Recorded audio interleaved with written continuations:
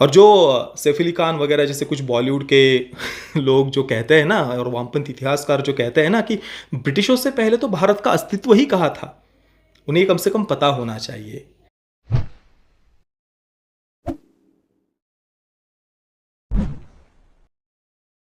ओम नारायण नारायण नारायण नारायण। सब मित्रों को राम राम। दोस्तों, आज दोपहर को शाकुंतलम इस तेलुगु ऐतिहासिक फिल्म के हिंदी ट्रेलर को उसके मूल तेलुगु ट्रेलर के ही साथ में यूट्यूब पर रिलीज किया गया। तेलुगु, तमिल, कन्नड़ा, मलयालम और हिंदी सभी ट्रेलर्स को एक साथ में उन्होंने रिलीज किया और ये बात मुझे बहुत पसंद आई।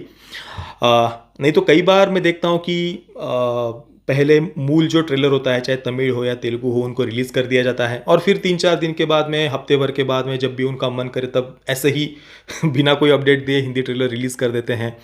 तो ये मतलब मुझे बिल्कुल गलत लगता है। एक साथ में सभी ट्रेलर्स को उन्होंने रिलीज़ किया तो एक प्रॉपर प्रमोशन भी फिल्म का हो जाता है। तो आज दोपहर को शाकुंतलम इस ऐतिहासिक फिल्म के हिंदी ट्रेलर को रिलीज़ किया गया। हालांकि विकिपीडिया पर मैंने अभी इसका जब पेज खोला तो वहाँ पर इसे माइथोलॉजिकल ड्रामा कहा जा रहा है। मैं इस फिल्म के मेकर से कहूँगा कि इसको एडिट किया जाए, अगर पॉसिबल हो तो इसे हिस्टोरिकल ड्रामा कहा जाए। ऐतिहासिक ये फिल्म है, इसे माइथोलॉजिकल फिल्म ना कहा जाए। देखिए, डबिंग मुझे पर्सनली पसंद आई, परफॉर्मेंसेस भी ट्रेलर में बढ़िया लग रहे हैं। एक बात जो निराशाजनक ट्रेलर में लगी वो आपको भी लगी होगी, जो कि है वीएफएक्स, वो उतने बढ़िया नहीं है। पर सबसे महत्वपूर्ण बात है कि इस प्रकार की ऐतिहासिक फिल्म बन रही है और ये हम तेलुगु फिल्म इंडस्ट्री से ही एक्सपेक्ट कर सकते हैं। बॉलीवुड से या अन्य किसी फिल्म इंडस्ट्री में तो हम देखते नहीं हैं कि ज़्यादा इस प्रकार से हमारे जो गौरवशाली इतिहास पर फिल्में बने। तेलुगु फिल्म इंडस्ट्री में ऐसी फिल्में हम देखते हैं कि लगातार बनती आई है और इस फिल्म के जो डायरेक्टर है गुणशेखर, वो इससे पहले भी इस प्रकार की ऐतिहासिक फिल्में बना चुके हैं। 2015 उनकी जो पिछली फिल्म थी 2015 में आई हुई रुद्रमा देवी थी, जो कि एक एवरेज हिट थी बॉक्स ऑफिस पर। उसके पहले की जो उनकी 3 फिल्में थी वो उतनी कुछ खास बॉक्स ऑफिस पर नहीं कमा पाई थी।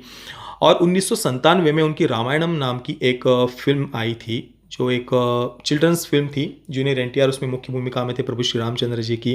3000 से अधिक बाल कलाकार उस फिल्म में थे और सर्वोत्कृष्ट बाल फिल्म का उसे राष्ट्रीय पुरस्कार भी उस वर्ष मिला था। और जितना मुझे याद है उसे उस समय हिंदी में डब किया गया था और मैंने पता नहीं दूरदर्शन पर या कहीं पर तो उस फिल्म को मैंने देखा था बचपन में, इतना मुझे याद आ रहा है।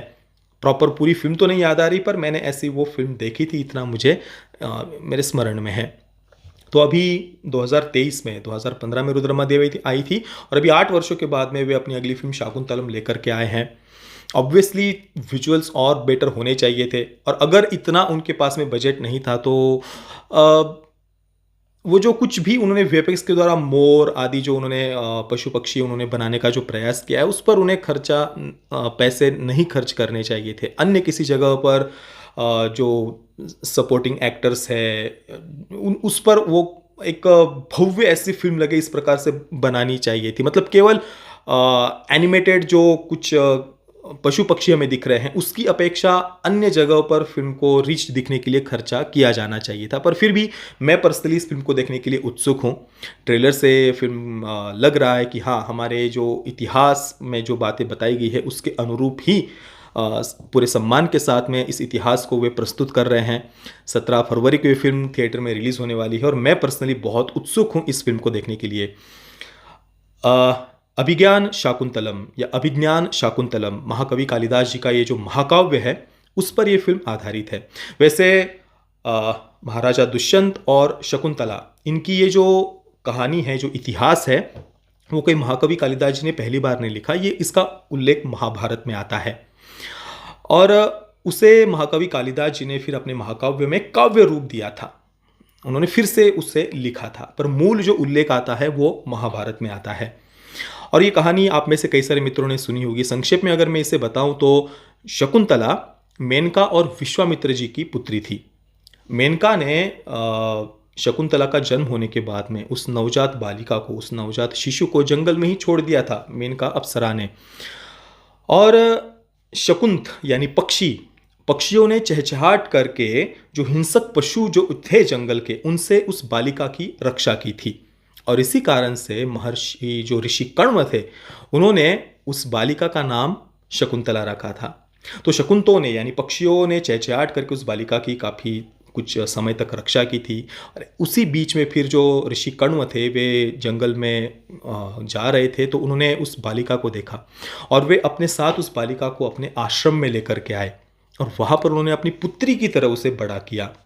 और फिर कुछ वर्षों के बाद में पुरुवंश के कौरव और पांडवों के ही वंश के महाराजा जो दुष्यंत थे, वे जंगल में घूमते घूमते ऋषि कण्व के आश्रम में आए थे। तब ऋषि आश्रम में नहीं थे, तो शकुंतला ने ही उनका आदर आतिथ्य किया था। आने के बाद में उन दोनों के बीच में वे प्रेम हुआ और गंधर्व विवाह हुआ और बाद में महाराजा दुष्यंत वहाँ से चले गए। बाद में शकुंतला को उन्होंने कहा कि तुम ऋषि कण्व के आने के बाद में अब वापस आ जाना। ऋषि कण्व आने के बाद में जब उन्हें पता चला कि उनकी बेटी का महाराजा दुष्यंत के साथ में गंधर्व विवाह हुआ है, तो वे बहुत प्रसन्न हुए और उसके बाद उन्होंने पूरे प्रेम के साथ में, सम्मान के साथ में अपनी बेटी को विदा किया अपने पति के घर में जाने के लिए। और उस समय महाभारत में ये वर्णन आता है, लिखा गया है कि ऋषि कण्व उस समय कहते हैं कि ये तो मेरी मानी हुई कन्या है, फिर भी मैं इतना दुखी हो रहा हूँ अपनी पुत्री को छोड़ते समय।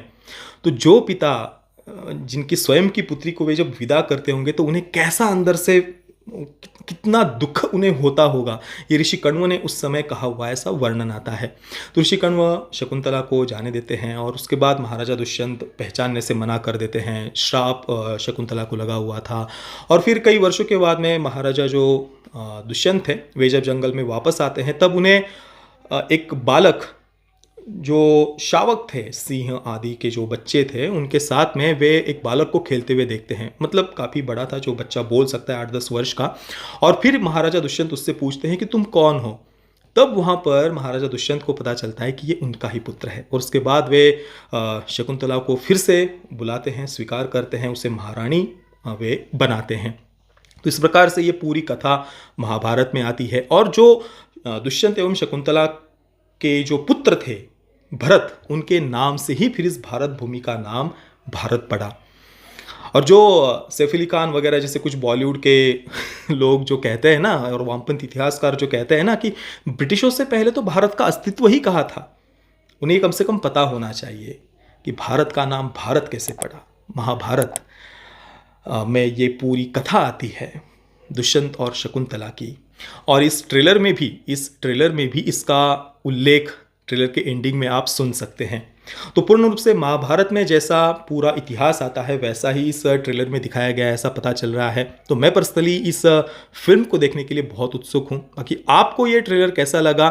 मैं मानता हूँ कि वीएफएक्स या जो ग्राफिक्स है वो उतने बढ़िया नहीं हैं, पर फिर भी ये इतिहास, इस प्रकार की ऐतिहासिक जो फिल्में हैं वे बनते रहनी चाहिए, ताकि आने वाली हमारी जो अगली जनरेशन्स हैं उन्हें ये इतिहास पता हो, हम अपने रूट्स को, अपने कल्चर को, अपने इतिहास को भूले नहीं। बाकी दोस्तों, आपके इस पूरे विषय पर, इस ट्रेलर पर क्या विचार, मुझे आप नीचे कमेंट में अवश्य बताना। ये वीडियो देखने के लिए आप सभी मित्रों का बहुत बहुत धन्यवाद। जय श्री राम, वंदे मातरम।